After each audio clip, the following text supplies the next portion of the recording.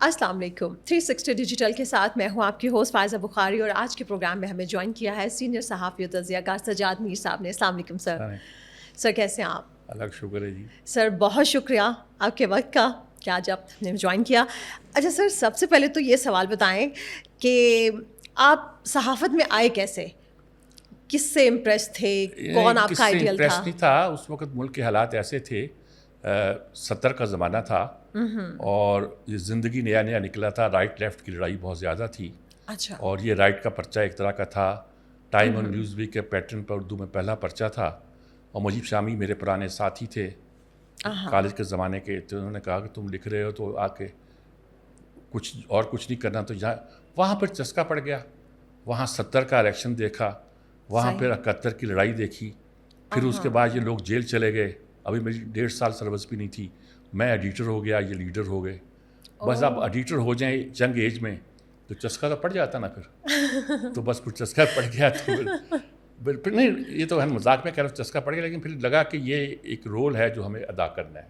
آپ نے یعنی 70 کے الیکشن اگر کسی نے دیکھے ہوں, جب ملک کو ٹوٹتا بھی دیکھا ہو, اور پھر جب کسی نے دیکھا ہو کہ 71 کی جنگ کو بھی دیکھا ہو, اور اپنے کیریئر کے آغاز میں دیکھا ہو, بالکل, اور الطاف حسن قریشی جیسے آدمی کو اس پر لکھتے, اور مجیب شامی کا ساتھ اور یہ سب لوگوں کا دیکھا ہو, تو پھر آدمی کو ایک ہو جاتی ہے. اور ملک کی فضا بھی ایسی ہو کہ نظریاتی جنگ بھلے عروج پر ہو, لیکن وہ نظریاتی جنگ اور تھی, یہ آج والی نہیں تھی. سر آج تو نظریات رہ ہی نہیں گئے ہیں, آج تو نظریات رہ ہی نہیں گئے ہیں نا. اب تو نظریات کی بات ہی نہیں ہے. اس وقت تو مجھے یاد ہے کہ بیسک, چونکہ میرا سبجیکٹ بھی انگریزی تھا, ادب, جی سر, انگلش لٹریچر میں آپ نے ماسٹرز کیا, تو ہم لوگ ہلکا باب ذوق میں بحث کرتے تھے ایک دوسرے کے خلاف, اور ٹی ہاؤس میں آ کے ایک ہی میز پہ چائے پیتے تھے. سر کتنا اچھا زمانہ تھا. زمانہ ہی اور تھا, ذرا ڈفرینٹ زمانہ تھا. بالکل. اچھا سر, جب آپ صحافت میں آ گئے اور شامی صاحب جیسے اور الطاف حسن قریشی, باقی سینئرس کا آپ کو ساتھ ماشاء اللہ سے رہا, تو سر ان میں سے اگر, یا ابھی میں پوچھوں کچھ عرصے کے بعد, آپ کا فیوریٹ کون تھا؟ آپ کون سے صحافی سے بہت زیادہ متاثر تھے؟ نہیں, میں پاکستان کی جو تاریخ ہے اس کے اگر آپ دیکھیں صحافت کی تاریخ, تو صحافی جو تھا وہ کوئی الگ پیشہ نہیں تھا. جن لوگوں کو, بلکہ جن ادیبوں کو, یا جن لوگوں کو, سیاستدانوں کو, جن لوگوں کو قوم کے نام کو پیغام دینا ہوتا تھا, وہ صحافت کو اڈاپٹ کرتے تھے. ابوالکلام آزاد ہیں, میں مخالف ہوں لیکن انہوں نے آغاز صحافت سے کیا. محمد علی جوہر ہیں کہ جب ان کا انگریزی کا پرچہ کامریڈ تھا, اردو کا پرچہ, تو انگریزی کے پرچے میں ان کا یہ حالت تھی کہ جب وہ وائسرائے کی بیگم سے پوچھا کہ ہندوستان سے کیا لے کے جا رہی ہو, تو اس نے کہا کہ کامریڈ کے پرچے. یہ ان کا لیول تھا اس وقت. اور اس کے بعد ظفر علی خان پورے سب کانٹیننٹ کو ہلا کے رکھ دیا. ایسے لوگ صحافت میں آیا کرتے تھے. کوئی یعنی کہ یہ نہیں ہے کہ نوکری کرنے کے لیے. سر پھر اگر اس وقت کی ہم بات کریں تو صحافت تو ایک بہت مقدس پیشہ کنسیڈر ہوتا بڑا مقدس پیشہ تھا, اور جن لوگوں کو اپنا پیغام دینا ہوتا تھا وہ آتے تھے. پرچہ بند ہوتا تھا, لوگ اس کی ضمانت جو ضبط کی ہوتی تھی وہ ادا کرتے تھے, پرچہ اگلے دن پھر نکل آتا تھا. اور پرچے, آج تو ترسیل پرچے کی ہے کہ آپ وہ ٹکٹ چلتا ہے تو ایک وقت میں پورے ملک میں آواز پہنچ جاتی ہے, لیکن اس کے باوجود پرچہ چھپتا تھا اگر لاہور میں, تو جسے کہتے ہیں نا خیبر سے لے کر کماڑی تک اس کی آواز جو تھی اگلے 24 نہیں تو 48 گھنٹوں میں خود پہنچی ہوتی تھی. ایک بندہ پرچہ لیتا تھا, سارا گاؤں پڑتا تھا. یہ ایک عجیب زمانہ تھا وہ سب کانٹیننٹ کا. سر اب تو بہت مس کرتے ہوں گے آپ اس طرح کی چیزوں کو. ہم نے تو وہ زمانہ دیکھا نہیں ہے, لیکن اس سے متاثر ہو بعد میں جب آپ نے جوائن کیا, اب صحافت ڈفرینٹ ہو گئی ہے, بہت زیادہ. اب پہلے تو یہ کہتے ہیں صحافت انڈسٹری ہو گئی ہے, یہ مشن نہیں رہا, انڈسٹری ہو گئی ہے. یہ فکر بازی کی جاتی. فکر بازی کیا, جنگ اور نوائے وقت کے درمیان ایک فکر بازی تھی کہ ان کے ہاں انڈسٹری ہے, ان کے ہاں فکر بازی ہے. پھر کہا کہ ابھی اب انڈسٹری نہیں رہی, اب یہ بالکل ہی ایک مافیا ہو گیا, کمانے کا طریقہ ہو گیا ہے. اور یہ کہ صحافت اگر انڈسٹری بھی رہتی تو اس کے بھی کوئی ایتھک ہوتے ہیں انڈسٹری کے بھی. بالکل. اچھا سر, میں مطلب اکثر آج کل ہم جیسے بیٹھتے ہیں صحافیوں میں بات چیت سن رہے ہوتے ہیں, تو سر یہی ہوتا ہے کہ کسی جو بھی آج کل انفارچونیٹلی جتنے بھی ہاؤسنگ سوسائٹی کے مالکان ہیں سر, وہ لوگ اپنا چینل لے کے آگے ہوئے ہیں. جس کے پاس پیسہ ہے اس نے اپنا چینل لانچ کر لیا ہے. سر پہلے تو اس طرح سے نہیں ہوتا تھا, جو چینلز آتے تھے وہ تو ان کے مالکان کا ادھر سے ہی ہوتا تھا تعلق, صحافت سے ہی. مجھے یاد ہے کہ ہمارے مجید نظامی صاحب, اللہ ان کی مغفرت کرے. الہی آمین. ٹی وی کے زمانے میں تو میرا خیال ان سے اختلاف ہو گیا تھا, لیکن کیونکہ پرنٹ میڈیا کے بیسیکلی آدمی تھے جی. تو لیکن یہ ہے کہ ان کے ٹی وی چینل کا پہلا ایک طرح کا ہیڈ میں ہی تھا, لیکن وہ ان کو کچھ نہیں پتہ تھا اس معاملے میں. لیکن ان کو وہ بڑی اچھی بات کرتے تھے. جب پہلی بار ایک لوگ اس پہ آئے, انہیں کیا ہوں تمباکو بیچنے والے جڑے اخبار کٹن گے. اور اس وقت آپ دیکھ لو پھر تمام کالجز اور یونیورسٹیوں کے جو ایک سیکنڈ مالکان تھے انہوں نے اخبار نکالے. پھر اب دیکھو تمام پراپرٹی ڈیلر جو ہیں وہ اخبار میں ہیں, اور یہ کوئی اب بری بات نہیں کی جاتی. اور انہوں نے انڈیپینڈنٹ لوگ رکھے بھی ہوئے ہیں. اب انڈیپینڈنٹ لوگ اگر پروفیشنل نہیں ہیں, ان میں سے کئی اداروں میں تو یہ ہیں کہ ایک جنرل ہے, 2 بریگیڈیئر ہیں, کچھ اس طرح کا فضا پیدا کی ہوئی ہے کہ شاید یہ چلا دیں گے. تو جو کانسیپٹ ہے نا کہ آپ پروفیشنل رکھ لیں, پہلے ایڈیٹر پروفیشنل ہوا کرتا تھا, اب پروفیشنل ایڈیٹر کا ایک کانسیپٹ ہی ختم ہو گیا ہے. نیوز ایڈیٹر نام کا تو ادارہ ہی ختم ہو گیا تقریباً. بالکل سر ایسا ہی. تو یہ ساری صورتحال ہے وہ پیدا ہوئی ہے, اور وہ لوگ جو کہ جن کے لکھے کو پڑھ کے لوگ سمجھتے تھے کہ یہ بات جو انہوں نے لکھی ہے یہ بہت سچ ہے اور بہت درست ہے, وہ اب لوگ بہت کم رہ گئے. پہلے لوگ پڑھتے تھے 4 یا 6 کالم ہوتے تھے, آج 50 کالمسٹ تو ایک اخبار میں ہوتے ہیں. سر واقعی اگر آپ فون کھولیں صبح کے ٹائم تو اتنے سارے کالمز آئے ہوتے ہیں. اب تو پڑھنے کو دل نہیں کرتا, کس کو پڑھیں کس کو نہیں پڑھیں. ایسا ہی ہے سر, زبردست. اچھا سر یہ بتائیں کہ آج کل جو اب تھوڑی سی بات سیاست پہ ہم کر لیتے ہیں صحافت سے. سر اس وقت جو ماشاء اللہ سے اسلام آباد میں ہو رہا ہے, ایس سی او پاکستان ہوسٹ کر رہا ہے, پاکستان کے لیے یقیناً بہت بڑا لمحہ ہے, بہت خوش آئند بات ہے. سر آپ اس کو کیسے دیکھتے ہیں, کیا کہیں گے اس پر؟ اس وقت کیا یہ جو سر یہ جو ایس سی او ہو رہا ہے اسلام آباد میں بالکل شنگھائی تعاون, ایسا یہ یقیناً بہت اہم لمحہ ہے جی. اس لیے میں اس وقت اس میں قازقستان میں موجود تھا جب پاکستان اس کا رکن بنا ہے. ہمیں اس کانفرنس میں سعادت حاصل ہوئی ہمیں کہ ہم وہاں موجود تھے پاکستانی ڈیلیگیشن کے ساتھ, یعنی جو بھی جرنلسٹوں کے وہاں ایک اچھے لوگ تھے, مجھے نام بھی یاد ہے. تو یہ جب کانفرنس بنی تھی 4 یا 5 ملک تھے, شاید 5 ملک تھے, آپ 5 کہہ جاتے ہیں, مجھے حافظے میں 4 تھا. وہ اس لیے بنی تھی کہ پہلی بار امریکن فوجیں جو تھیں وہ افغانستان میں آئی تھیں, نیٹو کی فوجیں, امریکن فوجیں نہیں, امریکن فوجوں کے ساتھ نیٹو کی فوجیں. تو یہ تاثر پیدا ہوا کہ اگر نیٹو کا کام تو یورپ میں ہے, یہ ایشیا میں آگے ہیں, تو ایشیا کی اقوام کو اکٹھے ہونا چاہیے. تو روس اور چین نے اکٹھے ہو کر سینٹرل یورپ کے ملکوں کے ساتھ 2 ملکوں 3 ملکوں کے ساتھ مل کر یہ ایک یونین بنائی تھی. اور پاکستان اس میں شامل اس لیے نہیں تھا اس وقت کہ پاکستان تو امریکہ کے کھاتے میں پڑا ہوا تھا, ہم تو افغانستان میں امریکہ کی جنگ لڑ رہے تھے. لیکن کچھ عرصے بعد چونکہ ہماری چین سے دوستی بھی تھی, پھر جب یہ وقت آیا کہ پاکستان کو اس کا رکن بنایا گیا, تو مجھے یاد ہے کہ سرتاج عزیز نے یہ بات ہمیں بتائی تھی قازقستان میں اسی دن جس دن ملے تھے کہ اس میں چین نے ہمارا بہت ساتھ دیا ہے, کیونکہ روس چاہتا تھا کہ انڈیا میں رکن بن جائے. تو چین کی کنٹرڈکشن بھی تھی, اور چین نہیں چاہتا. چین نے کہا کہ اگر انڈیا کو بنانا ہے تو ایک شرط ہے کہ آپ پاکستان کو بنا دیں. تو چین روس غالباً کہتا تھا پہلے انڈیا کو بنا لو پھر پاکستان کو بنا لیں. انہوں نے کہا ایک ہی دن بنے گے.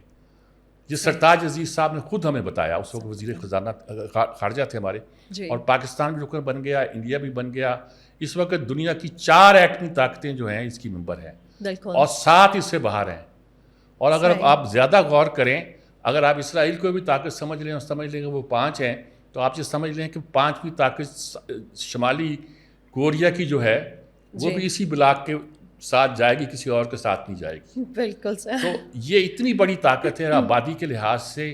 میرا خیال ہے دنیا کا نصف سے زیادہ حصہ جو ہے چین, انڈیا, روس اور پاکستان اور ان سارے خطوں میں بستا ہے, جس کا نام جو ہے اب شنگھائی کانفرنس ہے. یہ پولیٹیکل ایجنڈا نہیں ہے, نیٹو کے خلاف نہیں تھا, یہ ٹھیک ہے, انہوں نے کہا نہیں ہم نیٹو کے خلاف نہیں ہیں, لیکن ان کا ایجنڈا یہ ہے کہ علاقے کو آپس میں ایک طرح کا اتحاد کوآپریشن پیدا کرنی چاہیے. وہ کاروبار میں بھی ہو سکتی ہے, وہ تعلیم کے میدان میں بھی ہو سکتی ہے, وہ ثقافت کے میدان میں ہو سکتی ہے, تاکہ جب کبھی کرائسس آئے تو ان کو اندازہ ہو کہ ہم میں ایک یکجائی ہے, اور وہ یکجائی جو ہے کوئی کام دکھائے. اور وہ کئی موقع آئے, اب بھی آ رہے ہیں اور آتے بھی رہیں گے, اور یہ اس کی بیسک کانسیپٹ تھا. بالکل. اور سر مطلب لیکن اس کو ہوسٹ کرنا اور آج کل کے حالات میں پاکستان کے لیے یہ ماشاءاللہ ایک بہت بڑی بات ہے, وہ اس لیے بہت بڑی اچیومنٹ ہے. سمجھے کہ یہ دوسری بڑی سمٹ ہے جو پاکستان میں ہو رہی ہے. جی سر, ایک بہت سال پہلے ہوئی تھی, 40-41 سال پہلے اسلامک سمٹ ہوئی تھی, جو کہ پاکستان ٹوٹنے کے بعد Yes. یعنی کہ نیا پاکستان بننے کے فوراً بعد سعودی عرب نے خاص طور پر شاہ فیصل نے پاکستان پہ مہربانی کی تھی کہ یہ سمٹ جو ہے ہم پاکستان میں کرا لیتے ہیں. تو اس وقت بہت بڑا واقعہ تھا. شاہی مسجد میں اتنے مسلمان سربراہوں کا نماز جمعہ ادا کرنا اور قذافی کا کراچی میں کھلی جیپ میں بیٹھ کر گزرنا ایک عجیب کہانی تھی. اور اسٹیڈیم کا نام قذافی کے نام پہ رکھ دیا گیا. فیصل آباد کا نام لائل پور کا نام فیصل آباد رکھ دیا گیا. بڑی ایک کہانی تھی. اب اس کے بعد اتنی بڑی سمٹ پہلی بار پاکستان میں ہوئی. اس سے اندازہ لگائیے کہ ہماری یہاں تو دیکھیے OIC کے کئی اجلاس ہونے چاہیے تھے. بالکل. ہمارے ہاں تو اور بہت سے RCD کے اجلاس ہوتے تھے. یا RCD کے بعد وہ ایک بن گئی تھی اس سے پیچھے کچھ اور کہتے ہیں اب, جس میں اب سینٹرل ایشین ریاستیں بھی شامل ہیں اور ترکی ایران پاکستان بھی شامل ہے, لیکن افیکٹو نہیں ہے. نہ SAARC کا افیکٹو ہے نہ ہماری وہ تنظیم افیکٹو ہے. اور نتیجہ یہ ہے کہ ہم بس اب نام ہی کے ان اداروں میں ہیں, ادارے کچھ نہیں کرتے. SAARC کیا کرتا ہے؟ کچھ بھی نہیں کرتا. انڈیا انٹرسٹڈ نہیں ہے, کچھ نہیں کرتا. تو اس لیے یہ شنگھائی کانفرنس کا اجلاس پاکستان میں ہونا جو ہے نا پاکستان کے لیے بہت امپورٹنٹ ہے. اور کچھ اور ملک بھی اس میں آ رہے ہیں اور ایسے وقت میں آ رہے ہیں کہ جب کہ دنیا کو اس خطے کو امن اور سلامتی کی بہت ضرورت ہے. بالکل. اور سر پاکستان کی طرف سے ایک بہت پیارا پیغام گیا ہے اور پاکستان کی حکومت کے لیے, اور میں سمجھتی ہوں کہ عسکری قیادت کی بھی بڑی اچیومنٹ ہے اس میں کہ یہ سب کچھ ہوا. اچھا سر, آپ کیا سمجھتے ہیں کہ یہ جو بھارتی وزیر خارجہ جے شنکر کے آنے سے یہ جو پاکستان بھارت تعلقات ہیں اس میں کچھ برف پگھلے گی؟ نہیں, یہ اس کی ہمیں توقع نہیں کرنی چاہیے. ایک تو ان وزیر خارجہ کی پرانا ریکارڈ کوئی بہت زیادہ اچھا نہیں ہے اگر دیکھا جائے, اور دوسری بات ہے وہ مودی کے وزیر خارجہ ہیں. اور تیسری بات یہ ہے کہ بھارت کی خارجہ پالیسی جو ہے اس کا عکس اس وقت بھی ظاہر ہوا تھا جب بھٹو ہندوستان میں گئے تھے, اور انہوں نے پاکستان, بھٹو تو بڑی گریسفلی وہاں سے ہو کے آئے تھے, لیکن انہوں نے فکر بازی سے باز بھی نہیں آئے تھے. ریسیو بھی اس طرح کر رہے تھے جیسے کہ ایک بڑا انجان سا آدمی آ گیا اور ہمیں ریسیو کرنا پڑ رہا ہے. یہاں بھی آپ کچھ بھی توقع کر سکتے ہیں, کوئی کمنٹس بھی کر سکتے ہیں دہشت گردی کے بارے میں. وہ اور پھر پاکستان بھی کر دے گا. اگر وہ جو فضا ہے کہ مشرف جا کے واجپئی سے ہاتھ ملا لیتا ہے, یا سائڈ لائن پہ مودی سے نواز شریف جو ہے مل لیتا ہے, تصویر چھپ جاتی ہے, اس کی توقع مشکل لگتی ہے. لیکن بہرحال یہ بائی لیٹر تو ہے نہیں. بالکل. تو بہرحال ان کا آ جانا اتنے برسوں کے بعد, 9-10 سال کے بعد, یہ بھی ایک بریک تھرو ہی گنا جائے گا. اور پاکستان جا چکا ہے, بلاول بھٹو جا چکے ہیں انڈیا میں, اور ان کا آ جانا یہ جو بریک تھرو گنا جائے گا, یہاں ریسیپروکل گنا جائے گا کہ آپ آئے تھے ہم بھی آ رہے ہیں, جو ٹھیک ہے کوئی بات. اچھا جیسے نواز شریف صاحب نے اور مریم نواز صاحبہ نے کل برکھا دت سے ملاقات کی, اس وی لاگ کے بھی بڑے چرچے سن رہے ہیں ہم لوگ. تو سر اس میں کہیں برکھا دت نے اپنے وی لاگ میں بتایا کہ میاں صاحب نے اس خواہش کا اظہار کیا کہ مودی صاحب کو آنا چاہیے تھا, مودی کو آنا چاہیے تھا. نواز شریف صاحب کا ہمیشہ سے تھنکنگ رہی ہے کہ پاکستان ہندوستان کے جو تعلقات ہیں وہ نارمل ہوں. اب میں وہ نہیں کہتا کہ جو واقعہ ہو گیا کشمیر کا اس کے بعد کیا ہمیں کرنا چاہیے کیا نہیں کرنا چاہیے, لیکن انہوں نے ٹرائی کی تھی. وہ مودی جو تھے بس میں بیٹھ کر لاہور آئے تھے اور مینار پاکستان پہ آ کے حاضری دی تھی, اور انہوں نے کہا تھا کہ اس کو سمبولک سمجھیے, اور وہ انہوں نے کہا تھا کہ کشمیر کا مسئلہ اگر میرے ہوتے ہوئے طے ہو گیا تو ہو گیا, بعد میں سے کوئی طے نہیں کرے گا. اچھا, ایک پازیٹیو میسج جا رہا تھا. انہوں نے مودی کے ساتھ بھی اٹیمپٹ کی کہ ان کو بلا لیا, اپنے گھر بلا لیا کابل سے جاتے ہوئے, لیکن فوج نے ایک دوسرا ایٹیٹیوڈ اختیار کیا, وہ کارگل شروع کر دیا. مشرف نے, فوج کا کیا نام ہی ہے, مشرف کے علاوہ تھا فوج کو کس کو پتا تھا کہ کارگل ہو رہا ہے. اچھا, رزلٹ یہ نکلا کہ وہ تعلقات بگڑنا شروع ہو گئے, اور الزام لگنا شروع ہو گیا کہ نواز شریف بہت پرو انڈیا نواز ہے. اور حالانکہ جب ہم آگرے میں گئے, اب وہاں بھی میں حاضر تھا, اس ساری محفلوں کو دیکھا ہے میں نے, 67 جنرلس کوئی پاکستان سے گئے تھے.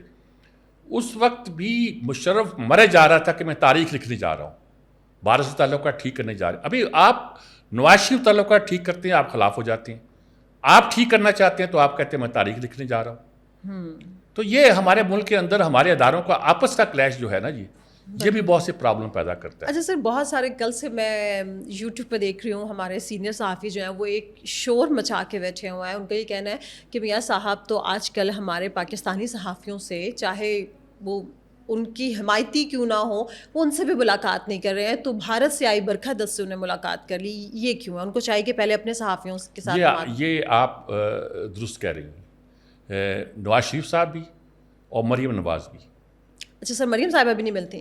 یہ کوئی ان کا انٹریکشن پاکستان پریس کے ساتھ نہیں ہے. مریم نواز تو مریم نواز ہے. اب تو مریم اورنگزیب کا بھی انٹریکشن نہیں ہے. عظمیٰ بخاری کے لیول تک کا انٹریکشن ہے. اس بیچاری کو آگے ڈال رکھا ہے اور وہ بیچاری بولتی رہتی ہے، چیختی رہتی ہے، چلاتی رہتی ہے، ورنہ کوئی انٹریکشن نہیں ہے. یہ پالیسی کیا ہے؟ دیکھیے، شاید مریم کی پالیسی تو یہ ہے کہ یہ لوگ عام طور پر جو آ کے ملتے ہیں، اب کہا جاتا تھا 7 کلب روڈ پر کوئی MNA MP نہیں جا سکتا. وہ کہتے ہیں کہ اس لیے کہ وہ لوگ صرف کام لے کے جاتے ہیں اور کام نہیں کرنے دیتے. یہ ایک کانسیپٹ تھا. ٹھیک کہتے ہیں، لیکن جب تک آپ کا لوگوں کی نبضوں پہ ہاتھ نہیں ہوگا، آپ لوگوں کو کیسے سمجھیں گے؟ آپ لوگوں سے، ان لوگوں سے کیوں ملتے ہیں جو صرف کام کرانے کے لیے ملتے ہیں؟ آپ چوائس کریں ان لوگوں کی جو آپ کو گائیڈ کر سکتے ہوں. گائیڈ نہ کر سکتے ہوں، کم از کم آپ کو بتا سکتے ہوں کہ عوام کیا سوچتے ہیں. میاں صاحب پتہ نہیں کہ کیا کہ ریزن ہے، وہ ایک طرح سے بالکل تنہا ہو کے بیٹھ گئے ہیں. ان کی بیٹی حکمران ہے پورے پنجاب کی، ان کا بھائی حکمران ہے پاکستان کا، اور جب معاملہ طے ہونے لگتا ہے تو وہ سامنے آ بھی جاتے ہیں. تو یہ ساری صورتحال جو ہے یہ ایک بڑی مسٹری پیدا کرتی ہے. انہیں سوچ لینا چاہیے کہ یہ پاکستان میں اور پنجاب میں ان کے لیے ایک بہت بڑا چانس ہے. اگر یہ اویل نہ کر سکے تو بہت بڑا نقصان ہوگا پاکستان کا. ان کا جو ہونا وہ تو ہوگا ہی، پاکستان کا نقصان ہوگا. اچھا، لیکن سر مریم صاحبہ کی اگر ہم بات کریں تو ان کی کارکردگی کے حد تک تو مطمئن ہم سب لوگ ہی ہیں. اس پہ میں کوئی کمنٹ نہیں کرنا چاہتا. میں ہمیشہ ان کے بارے میں پازیٹیو رہا ہوں اور سمجھتا رہا ہوں کہ وہ اچھا ڈلیور کریں گی اور ڈلیور کر رہی ہیں. لیکن ان پر کوئی اسیسمنٹ آپ 5-6 مہینے میں نہیں کر سکتے. جیسے بہت سے لوگ کہہ رہے ہیں کہ 100 دن میں یہ ہو گیا، 100 دن پہ بھی. ہاں جی، کالمز لکھے گئے تھے. یہ آسان ہوتا ہے کہنا، لیکن چونکہ ہم سے رابطہ ہی نہیں ہے اس لیے ہم کچھ نہیں کہہ سکتے. ہم بھی ذرا ہاتھ مٹھی بند رکھتے ہیں. زبردست. اچھا سر، اگر اس حکومت کی بات کریں تو موجودہ سیاسی صورتحال میں آپ کیا سمجھتے ہیں حکومت کو سب سے بڑا چیلنج کیا ہے؟ چیلنج تو ان کے لیے یہی ہے کہ وہ کس طرح آنے والے دنوں میں پاکستان کو اپنے پاؤں پہ کھڑا کرتے ہیں. آئینی ترمیم بہت اہم ہے سر. میں نے اچھا وہ ہوگی سر، وہ ہوگی. سر وہ کب تک آپ کو ہوتی نظر آ رہی ہے؟ وہ سچ مچ 1 ہفتے کے اندر ہو جائے گی. کانفرنس کے بعد ہم دیکھیں گے. ہاں، ہو جائے گی، وہ ہو جائے گی. اب کس حد تک ہوتی ہے، 2-3 چیزیں ہیں ان کے لیے امپورٹنٹ. ججوں کی تقرری کا مسئلہ ہے، چیف جسٹس کو تقرر کرنے کا کیا طریقہ ہوگا. اچھا، یہ ہمارے ہاں عموماً جب ہوتی ہے تو مل جل کے یہ کرنے کی کوشش کرتے ہیں. یہ کر لیں گے، اور اس میں کس حد تک کر لیں گے، کس حد تک نہیں کر لیں گے. سب جماعتوں کا اتفاق ہوگا؟ جی، سب جماعتوں کا اتفاق ہوگا. مولانا فضل الرحمان بس کس حد تک ہوگا. لیکن مولانا فضل الرحمان اگر نہیں کریں گے تو پھر بھی ہو جائے گی. مولانا فضل الرحمان کو پتہ ہے اس بات کا. ابھی تو وہ اپنی قیمت ڈال رہے ہیں نا، اور ساتھ ساتھ یہ بھی کہہ رہے ہیں کہ اکثر امور پر ہمارا اتفاق ہو گیا ہے. عموماً ہر مسئلے کے آخر میں وہ یہی کہا کرتے ہیں، وہ یہی کہہ رہے ہیں، اور انہوں نے اپنی قیمت ٹھیک ڈلوا لی ہے. اچھا، اگر وہ پہلے مان جاتے، بہت سی باتوں میں مان جاتے اور بہت کچھ مل جاتا سر ان کو، تو یا نہ ملتا. اگر آپ سمجھتے اگر وہ پہلے مان جاتے تو جو کچھ وہ لینا چاہ رہے ہیں وہ ان کو ملتا. پتہ نہیں، جو لینا چاہتے ہیں وہ اب بھی ملے کہ نہ ملے. یعنی کہ جو وہ لینا چاہتے ہیں تو وہ تو یہ تاثر پیدا ہو گیا تھا کہ وہ صدر بننا چاہتے ہیں، اور وہ صدر بننا چاہتے ہیں. وہ کہتے ہیں جواب میں آپ جو وزیر اعظم بنا لے بلاول کو. تو پھر یہ شہباز شریف اور اس پارٹی کو کیسے قبول ہوتا؟ تو پھر یہ ایک شہباز صاحب اس وقت بڑا اچھا کام کر رہے ہیں. وہ جو کہانی وہ چلاتے ہیں نا، وہ بھی بڑی مشکل کہانی ہوتی ہے. تو لیکن وہ سب کچھ چلا کے دیکھ لیتے ہیں. وہ تو امریکی سفیر کو بھی کہہ دیتے ہیں کہ آپ کیا لوگوں کے بارے میں پوچھ رہے ہیں مجھ سے، ہماری طرف نظر کر کے دیکھ لیجیے گا. وزیر اعظم کا عہدہ اگر آپ کو کوئی بندہ کا انتظار ہے تو خاکسار برا تو نہیں ہے. سر ان کو پتہ ہونا چاہیے، انہوں نے ان کو قبول نہیں کرنا. نہیں، وہ بہت کایا آدمی ہے، ذہین آدمی ہے. وہ سیاست کی خاص ڈگر کے وہ فالوور ہے، اور وہ ڈگر چونکہ کانگریس کی سیاست تک جاتی ہے، اور مجھے کانگریس کی سیاست سے ایک چڑ رہی ہے، تو اس لیے میں ان پر کچھ کمنٹ کرتے ہوئے تھوڑا سا احتیاط کرتا ہوں کہیں میں اپنے باعث کی وجہ سے غلط کمنٹ نہ کر جاؤں، نہیں سر، کیونکہ وہ بہت ذہین آدمی ہیں، زیرک آدمی ہیں. کئی معاملوں پہ انہوں نے بہت فطانت کے ساتھ پاکستان کے مسائل کو سامنے پیش کیا ہے. 2-3 مسئلے ایسے آئے ہیں جس پر چڑ پیدا ہوئی ہے. ایک تو مشرف کو وہ جب انہوں نے صدر منتخب کرنے کے لیے MNA کو ساتھ ہاتھ کیا تھا. باقی ان کی سیاست ہے، ٹھیک ہے، وہ کھڑے سیاسی باریک سیاستدان ہیں. اچھا سر، پاکستان تحریک انصاف کی طرف سے بہت ساری ہم نے اپوزیشن دیکھی اس ساری صورتحال میں، اور انہوں نے ایک ہی الزام بار بار لگائی جا رہا تھا کہ جی یہ سب کو صرف قاضی فائز عیسیٰ صاحب کے لیے کیا جا رہا ہے، آئینی ترمیم کو لے کے کیا جا رہا ہوگا. کون ہے اس ملک میں؟ کبھی اس ملک میں ایسا یعنی کہ ہوا ہے؟ دیکھیے اس ملک میں سر آئینی ترمیم وقت کی بھی تو ضرورت ہے ہی نا. دیکھیے اس وقت یہ ہے کہ کون سی ترمیم ایسی ہے جو کسی کی ضرورت نہ رہی ہو. آپ نے 17ویں ترمیم کرا لی، انہوں نے مل ملا کے 18ویں ترمیم کر لی، عدلیہ نے 19ویں ترمیم کر دی. دیکھیے یہی ملک میں ہوتا رہا نا. ضیاء الحق جانے لگا 7ویں ترمیم اور 8ویں ترمیم وہیں سے پیدا ہوئی ہے. اور پہلی ترمیم تو خود بھٹو صاحب نے کر دی تھی، 7 ترمیمیں انہوں نے کر دی تھی. تو ترمیم کرنے والا جو ہوتا ہے وہ اپنے جو ہمارے ملک کے حالات ہیں، اب دیکھنا یہ ہے کہ ساری ترمیمیں جو ہیں ملک کے مفاد میں بنتی کہ نہیں بنتی. اب تو یہ کہا جا رہا ہے کہ ترمیم کون سی ایسی پکی ہوتی ہے، کر ترمیم کو بھی بدلا جا سکتا ہے.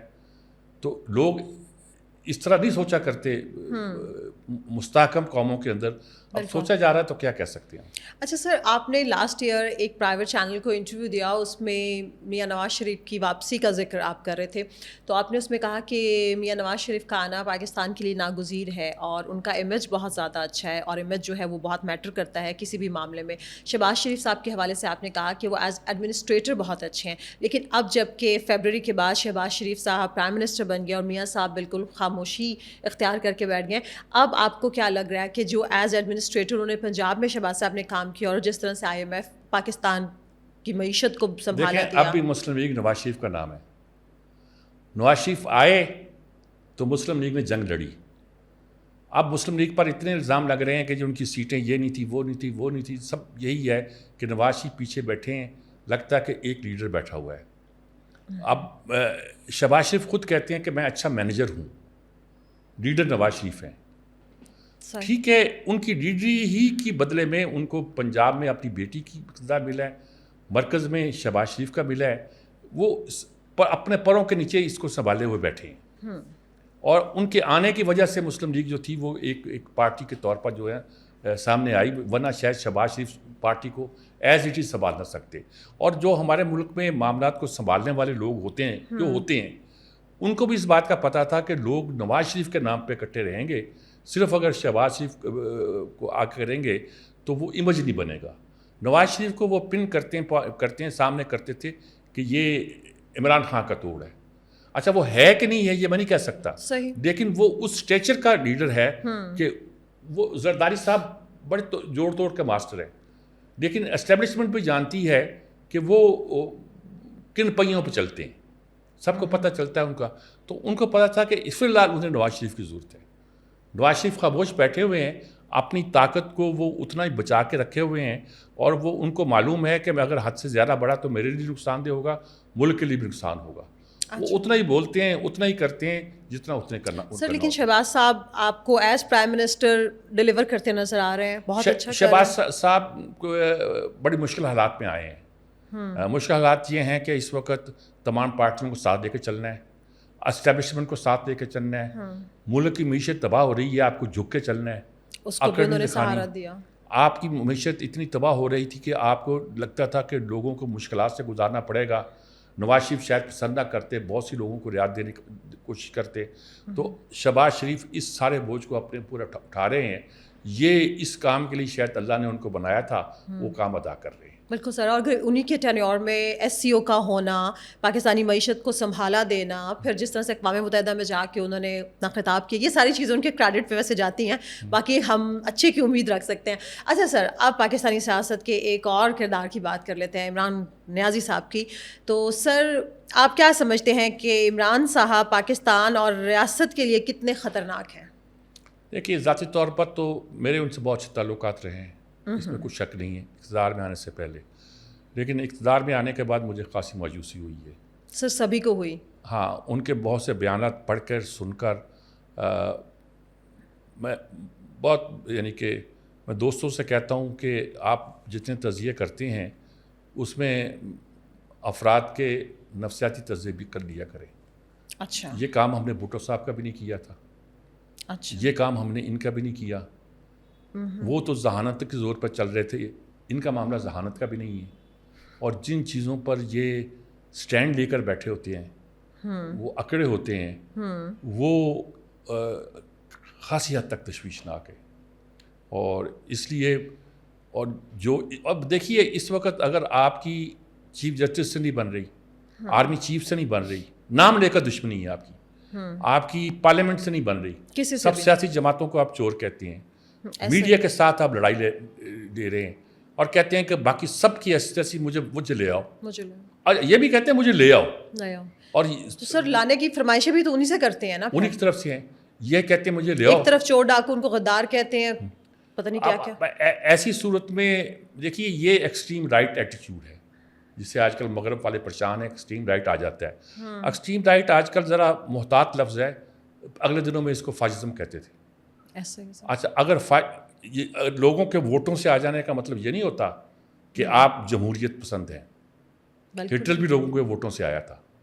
ہمیں ڈر لگتا ہے کہ ہم اگر لوگوں کے ووٹوں کو نگیٹ کریں گے تو کہیں ملک میں مارشل لا نہ آ جائے. ہم اب عدالتی مارشل لا سے گھبرائے ہوئے ہیں, ہم دوسرے مارشل لا سے گھبرائے ہوئے ہیں. عدالتی مارشل لا سے ڈر لگتا ہے. پارلیمنٹ کی بالادستی کو ہم مانگتے ہیں, لیکن پارلیمنٹ کا بھی ہم چاہتے ہیں کہ پارلیمنٹ عوام کی منگوں کی ترجمان ہو. ساری یہ باتیں ہمارے لیے مسئلہ بنی ہوئی ہیں. اس میں ان کے جو بھی انہوں نے قدم اٹھایا ہے وہ ان کے خلاف کیا ہے. مظاہرے کیے انہوں نے کیا کہ آرمی چیف کو لاؤ, آج تو دنیا میں ہوا ہی کبھی نہیں کسی نے یہ مظاہرہ کیا ہو. نام لے کے میسج دیے کہ اس کو آرمی چیف نہ بناؤ, باقی کسی کو بھی بنا لو. کیوں کہ اس نے عین اپنی ذمہ داری کے دوران یہ بتا دیا تھا کہ میرے گھر میں یہ ہو رہا ہے, کہ آپ کی بیوی یہ سب کچھ کر رہی ہیں. بالکل. اور اب آپ نے چیف جسٹس کے بارے میں یہی رائے بنا لی, چیف الیکشن کمیشن کے بارے میں یہ رائے بنا لی. سر کسی کو نہیں بخشتے وہ تو, یہ کسی کو نہیں بخشنے. تو پھر اگر گلیاں ہو جائیں سنیاں وچ مرزا یار پھر تو مرزا یار تو اب کوئی نہیں. سر ویسے آپ کو ان کا فیوچر کیا نظر آتا ہے؟ مجھے مستقبل قریب میں تو یہ پالیٹکس میں یہ اقتدار میں آتے دکھائی نہیں دیتے. سر جیل سے آپ کو باہر نکلتے کب تک دکھائی دیتے ہیں؟ جلدی تو دکھائی نہیں دیتے. سر آپ کو لگتا ہے کہ جس طرح کا 9 مئی کا جو یہ سیاہ دھبا انہوں نے ہماری تاریخ میں لگایا پاکستان کی, اگر یہ اتنے اسٹبرن نہ بنتے اور معافی مانگ لیتے ریاست سے, تو آپ کو لگتا ہے کہ آج یہ حالات نہ ہوتے؟ دیکھیں 9 تاریخ کا واقعہ کرنا ہی اتنا بڑا کرائم ہے کہ میں کہتا ہوں کہ اسٹیٹ نے اتنی دیر اس کو اگنور کیوں کیا. بالکل. کچھ لوگ کہتے ہیں کہ اس میں ذمہ داری کورٹ کی ہے, جو اب تک فیصلہ نہیں کر پائی کہ فیصلے چیف سول عدالتوں نے کرنے ہیں کہ ملٹری کورٹ نے کرنے ہیں. بالکل ٹھیک. عدالتیں ہر معاملے میں اکڑتی ہیں, دکھاتی ہیں اپنی اکڑ فون. اس معاملے پہ کیوں خاموش بیٹھی ہیں, اس مقدمے کو کیوں دبا کے بیٹھی ہوئی ہیں؟ بالکل. یہ ساری وہ باتیں ہیں جس پہ غور کرنا چاہیے, جس پہ دیکھنا چاہیے.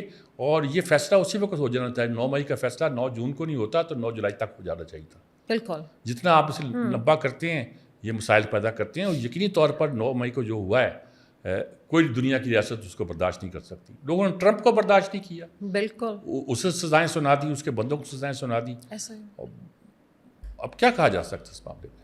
سر لیکن ابھی چلیں ایک 9 مئی تو انہوں نے جو کروانا تھا وہ کروا دیا, لیکن سر اس پہ ابھی وہ جیل میں بیٹھے ہوئے ہیں. بظاہر وہ ترلے منتیں بھی کرتے ہیں کہ جی میری میٹنگ کروا دیں, بات ہو جائے, وہ بہت خوش ہمیں نظر آتے ہیں. سر دوسری طرف وہ ابھی ان کو پتہ تھا کہ SCO ہونے جا رہی ہے اسلام آباد میں, وہ بار بار دھرنوں کی احتجاجوں کی کال دیتے ہیں. تو سر کیا ان کو ملک سے پیار نہیں ہے, ان کو تھوڑا سا بھی خیال نہیں ہے کہ اس وقت میں وہ خاموشی اختیار کر لیں؟ یہ خاصے لمبے نفسیاتی تجزیے کا تقاضا کرتا ہے جی. اور اس کے پیچھے ایک بہت سے لوگ تو بہت بیک گراؤنڈ بھی ظاہر کرتے ہیں. میں نہیں کہتا یہودی لابی کا بیک گراؤنڈ اس کے سامنے پیش کیا جائے. ویسے وہ اسرائیل تو ان کے لیے کہہ رہے ہیں ان کے مطابق ان سے آئیڈیل کینڈیڈیٹ کوئی نہیں ہے. یعنی جو وہ کر رہے ہیں وہ کم از کم پاکستان, یہ کیا ہو سکتا ہے کہ ان کی پارٹی یہ کہہ دے, صوبوں کو ان کا وزیر خزانہ انسٹرکشن دے دے کہ IMF کو یہ خط لکھنا ہے. تو سر یہ ایک مثال ہے. یہ سر ساری چیزیں اب بھی موقع پہ آپ بیٹھے ہوئے ہیں, بالکل آپ ان کے پاس جا رہے ہیں کہ پاکستان کو پیسے نہیں دو. بالکل. یہ سارا طریقہ جو ہوتا ہے یہ کوئی محب وطن پاکستانی نہیں کر سکتا جی. اور اگر ہمارے لوگ نہیں سمجھتے تو مطلب ہے وہ جمہوریت کے مستحق نہیں. سر لوگ بہت سارے کہتے ہیں ڈاکٹر اسرار احمد نے تو پہلے کہہ دیا تھا کہ جی یہودی لابی کی ایجنٹ جی. وہ اس وقت حکیم سعید نے بھی کہا تھا, ڈاکٹر اسرار نے بھی کہا تھا, اور ہم لوگوں نے سمجھا پتہ نہیں کہاں سے لے آئے ہیں. اب بہت سے لوگ ہیں جو بتاتے ہیں کہ کس طرح یہ باتیں صحیح ہیں. میسیج آئے تھے ضیاء الحق تک کو اس زمانے میں, جب کہ ابھی یہ لوگ انہوں نے پولیٹیکل پارٹی نہیں بنائی تھی. کسنجر نے کیسے پیغام دیے تھے صاحب علی یعقوب کے ذریعے. ایسے لوگ بھی ہیں جو اب بتاتے ہیں. اب ہم کیا کہہ سکتے ہیں, ہمیں تو نظر آتا ہے کہ ہم جس دور میں گزر رہے ہیں, اب جو سی پیک کو رول بیک کرنا یہ کہاں کی سر 2014 میں جب چائنیز پریزیڈنٹ آ رہے تھے تب بھی انہوں نے یہ کیا نہیں, اور باقی 4 سال جتنی دیر رہے 3.5 سال 4 سال سر انہوں نے بالکل سی بیک رول بیک رہا. ایسے ہی ہے سر. تو دیکھنا چاہیے کس کے انٹرسٹ میں گرتا ہے. گوادر کی بندرگاہ میں ڈریجنگ تک نہیں کیا آپ نے, آپ کا اثاثہ تھا نا, یہ آپ نے مٹی وہاں جمنے دی. سر یہ تھوڑا سا کام کر جاتے تو لوگ ان کے ساتھ ہوتے. آج لوگ ان کو دعائیں دے رہے ہوتے ان کے ساتھ کھڑے ہوتے, لیکن کوئی بھی ان کے ساتھ نہیں کھڑا ہوا. دیکھیے جو لوگ ساتھ کھڑے بھی ہوں گے نا, انہیں سوچنا پڑے گا, ایک وقت آئے گا. ایسا ہو جاتا ہے کہ لوگ کھڑے ہو جاتے ہیں. میں نے ہٹلر کی مثال دی ہے, ہو جاتا ہے لوگ کچھ کرزمے کے قائل ہو جاتے ہیں بہت سارے لوگ. سر بہت ساری ان کی چیزیں ہٹلر سے ملتی ہیں. ہاں اور بہت سی لیکن سر بالکل, لیکن سر بہت سارے لوگوں کی آنکھیں بھی کھل گئی. اور بلکہ کل 2 میں خبریں بھی پڑھی تھی سر. بہت اچھا یہ ہوا کہ اکثر کہا جاتا ہے جو ان کے کچھ فالوورز ہیں مطلب وہ اندھے فالوورز ہیں اور وہ نکل آتے ہیں ان کی ایک کال پہ وہ. لیکن سر اب لوگوں میں الحمدللہ کہ تھوڑا بہت شعور آیا, کیونکہ ان کو یہ پتہ تھا کہ یہ کتنا بڑا ایونٹ پاکستان میں ہونے جا رہا ہے, پاکستان کی بہتری کے لیے کتنا بڑا کام ہے. تو سر اب انہوں نے اگر یہ احتجاج کی کال دی بھی تھی تو سر کہیں سے کوئی بندہ نہیں نکلا, نہ اسلام آباد سے نکلا, نہ پنڈی سے, نہ آل دو کہ پشاور سے بھی نہیں نکلے. ایک تو لوگوں کو پتہ تھا کہ انہوں نے کچھ نہیں کرنا, دوسرے لوگوں کو پتہ تھا کہ بھائی یہ آپ کیا کرنا چاہتے ہیں, ملک کو بدنام کرنا چاہتے ہیں. بالکل لوگوں کو میں آخر اتنی عقل تو ہے نا جی. تو رزلٹ یہ ہے کہ ان کی کال پہ کوئی تیار نہیں تھا میدان میں آنے کو, تو مجبوراً انہیں کال واپس بھی لینی پڑی یہ کہہ کر کہ ہم سے وعدہ کیا گیا کہ ملاقات کروائیں, ڈاکٹر کو ملا دیں گے. اچھا سر, یہ جو باتیں ہو رہی ہیں کہ جی ان کو جیل میں کچھ ہو گیا ہے اور اس طرح کی, یہ سر یہ کیسی آپ کو لگتی ہیں؟ مجھے تو سر کافی مزے کا خیز لگتی ہیں کہ عمران خان کی طبیعت خراب ہو گئی ہے, اور سر اور بھی بہت ساری پوسٹ ہمارے تک پہنچی ہیں. طبیعت کسی اور وجہ سے خراب نہ ہوئی ہو, مجھے پتہ نہیں کہ دستیاب تھی سر پھر آپ کو تو پتہ ہے سر. نہیں, اللہ ان کو صحت دے, تندرستی دے. اگر ان کی میڈیکل ضرورت ہے تو وہ پوری ہونی چاہیے, اس میں کوئی شک نہیں. سر اگر میڈیکل ضرورت ہے تو اگر میڈیکل ہے تو اچھا سر یہ بتائیں, سوشل میڈیا کا آج کل بہت زیادہ شور ہے, تو سر سوشل میڈیا کے کردار کو آپ کس طرح سے دیکھتے ہیں؟ آپ یہ کہیں گے اتنا عرصہ صحافت میں گزارنے کے بعد کہ یہ چیز بہت اچھی ہے یا یہ بری ہے, کیونکہ اس کے پازیٹیو اور نیگیٹو دونوں قسم کے دیکھیں. میں بہت دیر سے یہ بات کہتا ہوں کہ دنیا میں ذمہ داری کا, آزادی کا کوئی تصور ایسا نہیں ہے جو ذمہ داری کے بغیر ہو. میں آزاد ہوں اگر میں ذمہ دار ہوں, اور اگر میں ذمہ دار نہیں ہوں تو میں آزاد نہیں ہوں. اگر آپ کو یہ اندازہ نہیں ہے, آپ آزادی تو مانگ رہے ہیں اور آپ ذمہ داری کو بوجھ اٹھانے کو تیار نہیں ہیں, تو آپ آزاد نہیں ہیں. بالکل پھر آپ کی ہڈی پتلی ایک کر دینی چاہیے, کوئی حرج نہیں ہے اس میں, کوئی آزادی کا مسئلہ نہیں ہے. اچھا زبردست سر. اچھا سر یہ بتائیں کہ آپ کی صحافتی زندگی میں کوئی ایسا کام جو آپ کرنا چاہتے ہو اور نہ ہوا ہو, کسی کا انٹرویو یا کوئی ایسا ادارہ یا کوئی ایسی چیز جو آپ کی خواہش ہے؟ پروفیشنلی ایک مسئلہ پیدا ہوا. مثلا مثال کے طور پر جب ہم نے حریت کو ری لانچ کرنا چاہا تو وہ پروجیکٹ ہم آگے نہیں بڑھ سکا ملک کے حالات کی وجہ سے. محمود ہارون نے MKM کو بوجھ دے کے کہا کہ بند کرو اس کو, ڈان ہی کافی ہے. اور بعد میں مجھے ذاتی طور پر بلا کہا کہ اگر اردو کا پرچہ نکالنا تو باہر سے نکال لو, میں مدد کروں گا. اور ایک مجھے اس وقت صدمہ ہوا کہ میں نوائبہ کو چھوڑ کے بھی گیا تھا. حمید ہارون سے میرے بڑے تعلقات تھے. سہگل, امبر سہگل بھی قائل ہو گئی تھی کہ ہم بہت کچھ کر سکتے ہیں, کیونکہ پہلے میں رہ چکا تھا اس پرچے میں. تو اس منصوبے کے ناکام ہونے کا مجھے افسوس ہوا. اور دوسرا افسوس مجھے اس وقت ہوا کہ جب میں سب چھوڑ چھاڑ کے مجید نظامی کے بلاوے پہ لاہور آیا تھا کہ ان کا چینل جو ہے وقت جی اس کو ہیڈ کروں گا, اس کو چلاؤں گا, اور آگے معلوم ہوا کہ انہیں پتہ ہی کچھ نہیں ہے. اور عارف نظامی صاحب کو انہوں نے ایک طرف کر دیا اور بیٹی کو آگے لے آئے, اور پھر ایسے را لوگ جو تھے وہ خود وہ بہت بھلے آدمی تھے, میرے ان کے ساتھ بہت بہت پیار کا رشتہ رہا ہے لمبا عرصہ. میں ان کا ایڈیٹر رہا ہوں کراچی میں, اس لیے کوئی ایسی بات نہیں کہنا چاہتا, لیکن الیکٹرانک میڈیا کے بارے میں بعد میں کہتے تھے کہ جس کو میں بلاتا ہوں, اور میں نام نہیں لوں گا, ڈاکٹر صفدر محمود کو کہا, جاوید قریشی کو کہا, کچھ اور لوگوں کو کہا کہ آپ آ کے اس کو چلائیں. انہوں نے کہا آپ کی سجاد میر سے نہیں بنی, ہم سے کیا بنے گی. تو وہ مجھے دوسرا افسوس یہ ہوا کہ جب میں نے فیصلہ کیا کہ کچھ کرنا ہے اور پریکٹیکل نظر آتا تھا کہ ہم کر سکتے ہیں پروفیشنلی, وہ نہیں کر پائے. ان دو باتوں کا افسوس ہوا. سر اگر آپ صحافی نہ ہوتے تو کیا ہوتے؟ اگر کیا ہو, صحافی نہ ہوتے تو کیا ہوتے؟